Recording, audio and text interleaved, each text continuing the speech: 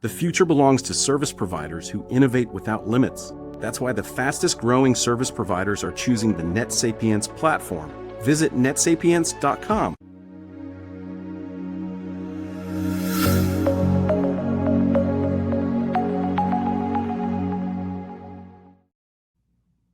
Hey everybody, it's Doug Green and I'm the publisher of Technology Reseller News, and I'm very pleased to have with me today Kurt Daniel, who's the CEO of Virtuozzo. Kurt, thank you for joining me today. Thank you so much for having me, Doug. So we're going to be talking about really efficient infrastructure for AI. It's been kind of a theme for the last few weeks here. We're continuing to talk a lot about agentic AI, but all of a sudden we're talking about infrastructure. We're paying attention to it. We're going to hear about how Virtuozzo is providing just that for its customers and for the reseller community and so on. But Kurt, first of all, what is Virtuozzo? Sure. Virtuozzo is a hyper-converged software platform or product. It addresses compute, storage, and network from a single platform. We include virtualization. We work on top of OpenStack. We include Kubernetes support. And so it's a really convenient and really efficient offering for those that want to do AI efficiently, whether it's a GPU as a service or some other type of AI. And at this time, it's really important because of the cost of hardware, the cost of tokens, the cost of infrastructure in general. Even just getting your hands on hardware, the availability is unlike anything I've seen in my 20 plus year tech career. So those things are important. And then for people who are using virtualization from, for example, VMware, post their acquisition by Broadcom, they've had these big price increases. And so that's been another driver, or actually, fortunately, a tailwind for Virtuozzo. So Virtuozzo is really having like an acceleration now because of the AI things that are happening, the hardware things that are happening, and then, of course, VMware as well. So since you brought up VMware, let's just start right there. How is that changing the migration path for your customers? We have, first of all, there are several markets that we serve. So we serve the service provider market, and we serve the SaaS market and the enterprise market, and now the AI market as well.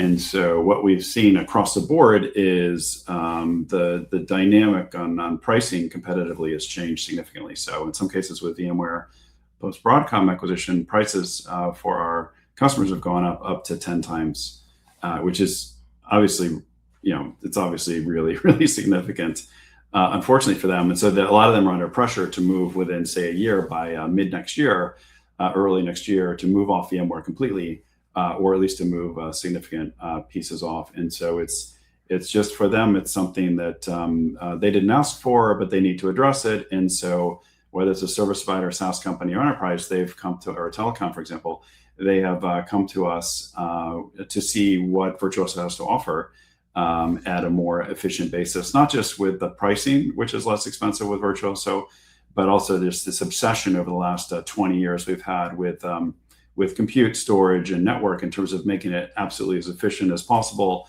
leveraging open source in a fanatical way as part of our solution, and so on and so forth. First for cloud infrastructure, and that whole trend over the last 2 decades, and now with AI as well. So with AI, you guys have sort of made this announcement, built by AI, with AI, for AI. What does that mean? Thank you. It's the AI trio, if you will, as we call it. So by AI just means the way we build our technology, build the product for the market. So it means, like I mentioned, leveraging open source in a fanatical way, actually leveraging AI in a fanatical way, which we're doing. And it just enables us as a mid-sized organization to innovate far beyond the size of our team, which is suggested in terms of several hundred people. We can act like a several thousand person organization. With AI is all around automation in our view, with AI-driven automation around the infrastructure, and the management on top of the compute, the storage, and the network, for example, for AI. And really from the OS level up to the management layer. We are an operating system company, which is interesting. We're like if you will, a Red Hat or a Microsoft or a Google, in that we have a highly optimized operating system, and then we build things on top, specifically for AI infrastructure. And so for all of the users, the with AI helps them. It includes AI assistance in the future for Virtuozzo as well. And then the for AI, we mentioned GPU as a service. There can be other types of AI as a service. We look forward to seeing those evolve. We've already been enabling GPU as a service with several infrastructure providers around the world, where they started perhaps with infrastructure as a service, or IaaS, or platform as a service, and now they continue doing that.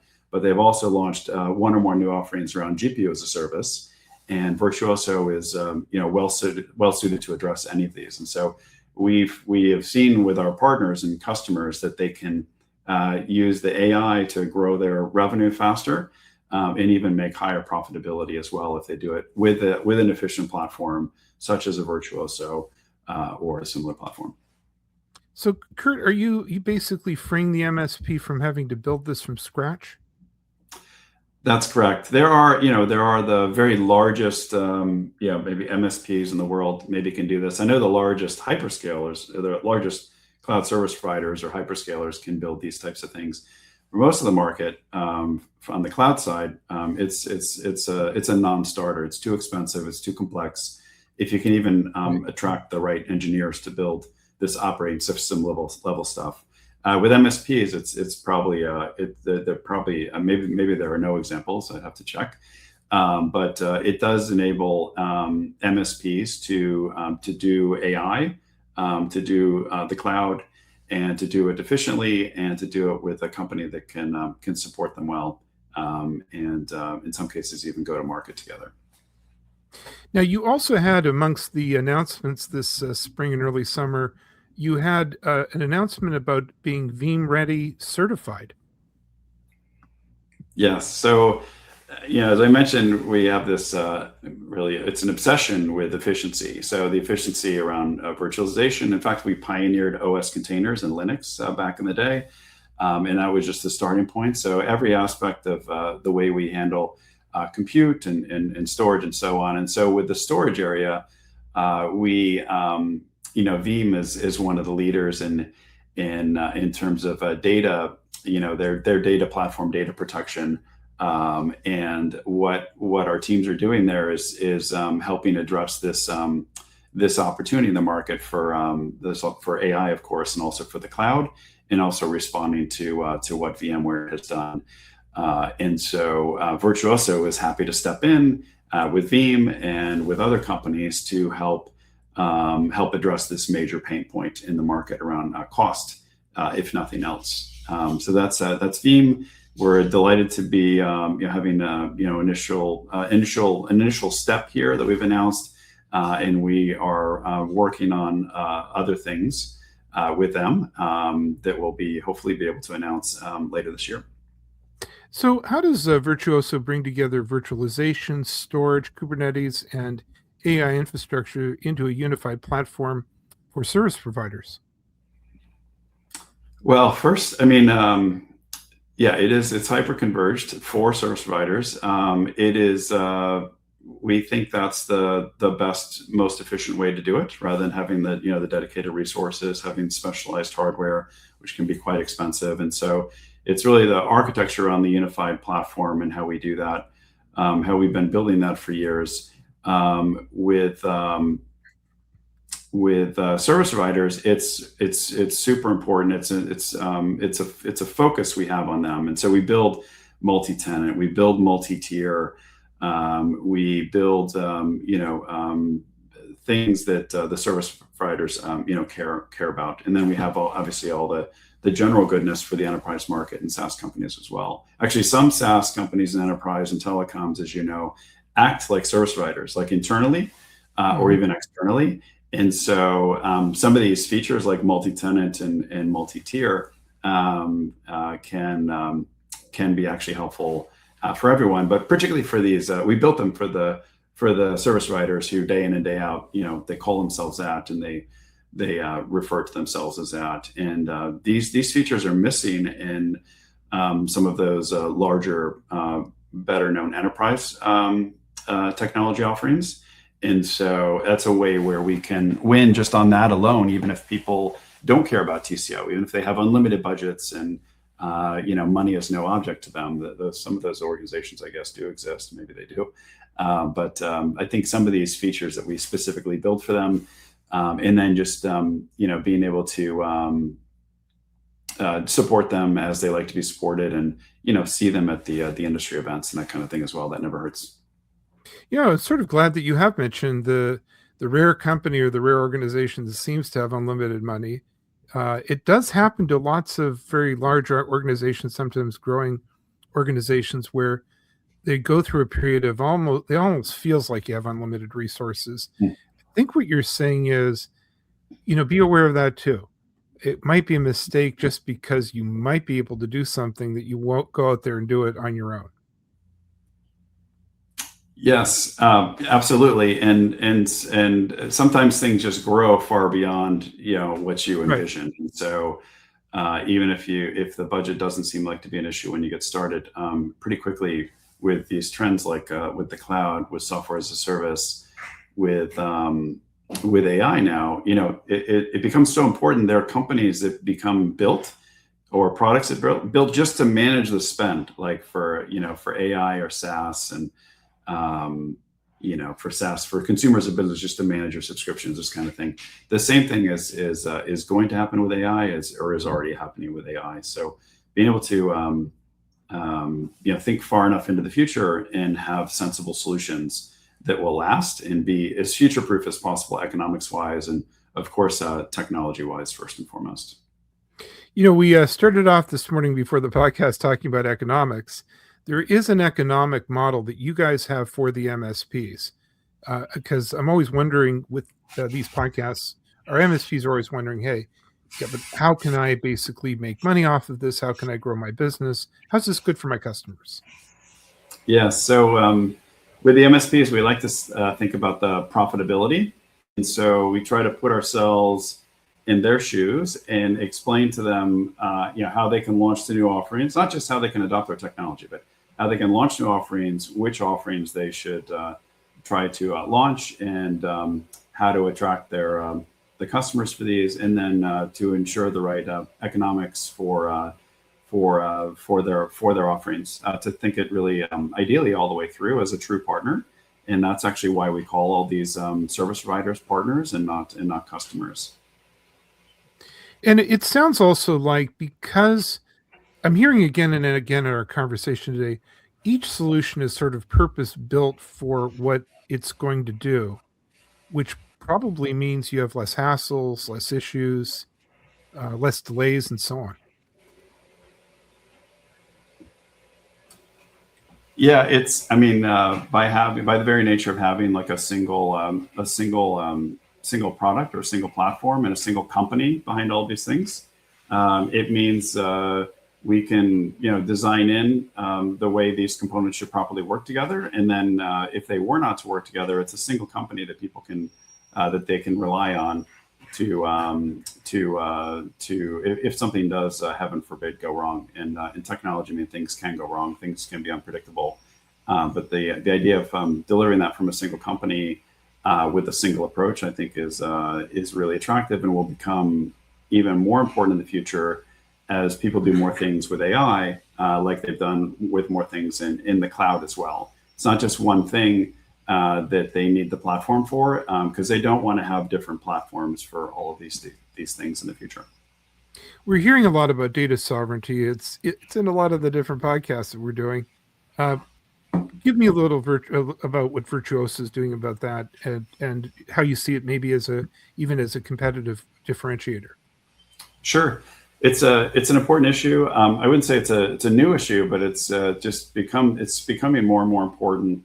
Whether in Europe, you're in different parts of Europe or elsewhere. And so with Virtuozzo, what we can enable, data centers, data center companies, enterprises, SaaS companies, service providers, is you can take the software, you can put it wherever you want, and you can control it, and you can then deliver a better service to your market segments, whether you're vertically focused or geo-focused or both of those focused or company size focused, or use case or solution focused. And so it just means that we essentially don't limit what you can do, whereas other of their competitors or other companies, they don't have data centers everywhere. They don't have offerings everywhere. And so it opens up opportunities for our customers or partners to better serve. And when you better serve, you can have a very good business. So, Kurt, as we wrap up, just a thought: service providers definitely want to prepare for AI. I get the feeling they're a little bit nervous about making big investments that don't pay off, making the wrong investments, and so on. Any advice as we close up?